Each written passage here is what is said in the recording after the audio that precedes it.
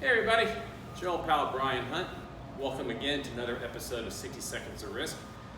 And today I want to talk about a risk that probably also got in the back of my mind right now, is what's going to happen with the economy.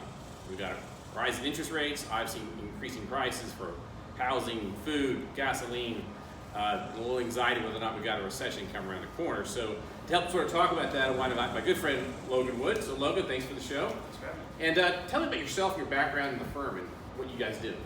Yeah, so Logan Wood, I work for Netrex Capital Markets. We're an investment bank that focuses on raising capital and helping people buy and sell companies. So obviously in the past 8 years when rates were pretty much cheap and zero interest rates almost, a lot of activity, because like any sort of classic, there's a lot of money, there's places to go, people looking to make investments, correct? That's right. So obviously when rates come up, the pro forma gets a little more, not as attractive maybe sometimes. Are you, from your perspective right now, what are you seeing in the marketplace as far as, are you seeing still a lot of demand for activity, mergers and acquisitions? Are you seeing some coldness occurring? What do you kind of see right now? Yeah, well, I think, last year we were at the highest we've been in probably 16 years in terms of M&A volume. Mm-hmm. Multiples were at probably the highest we've seen in a while. Right. I think you've seen some cool off on that. Prices are starting to come down a little bit. Not as many deals are getting done. Now, not to say that nothing's getting done, but it's just come off of that peak a little bit. So I think the reality is there's still a lot of money out there, and so there's more money kind of sitting on the side, ready to chase deals that make sense. And so, like, for everything's sort of like perspective in time. And I was having this conversation with someone earlier this week about how when they bought their first house 20 years ago, they had a mortgage of 8%, and that was a good rate. Right. Now, I bought mine 20 years ago, and I had 6.5 showing my age, and that was a good rate. And then back then, the economy, .com, everything's going gangbusters.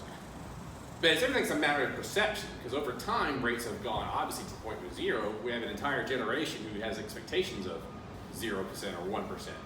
But that's not really reality, or in the sense that a lot of it has been sort of quantitative easing by the Fed, and now we're maybe trying to get the rates of normalization. People are kind of losing their mind a little bit. I mean, do you still though see that the issue is that if you kind of think in the past, it's just a question of getting to where it needs to be, rather than there's still sort of this, how you want to say, juicing the system to get activity going? Yeah, well, anytime the Fed prints as much money as they have in the last couple of years, you're going to have inflation. And, anytime interest rates go up, the market always comes down. And so that's why you're starting to see some of that happen in the public market over the last 2 or 3 weeks. But yeah, relatively speaking, the interest rates are pretty low. They're probably the lowest they've been in a long time. Yeah. The Fed has to raise interest rates in order to kind of curb the inflation that we have. And I think the worry is, hey, if we get into a stagflation environment, what's that going to do for our economy in general? Are we going to get into a really deep recession? If we are, how long is that going to last? Sure. A lot of that's kind of fueled by inflation and higher interest rates. Because like for me, like my span, my life here, it's like, this has been one of the largest economic runs we've had in quite some time without a recession. Sure. And the laws of probability mean, look, at some point you probably need to have a recession. There's a correction that has to occur. Now, whether or not it drops off the cliff, it's another story, but having a cool down is part of the process, correct? Right. Yeah, everything moves in cycles, and we've been at the highest we've been in a while. The last several years, you always heard, market hit a new high this week. We've never seen anything like it. I think a lot of the reason that we go into that, though, is that there's more money than there are quality assets to put that money into. Yeah. Whether that's the public market or the private market, there's a lot of money out there chasing good deals. True.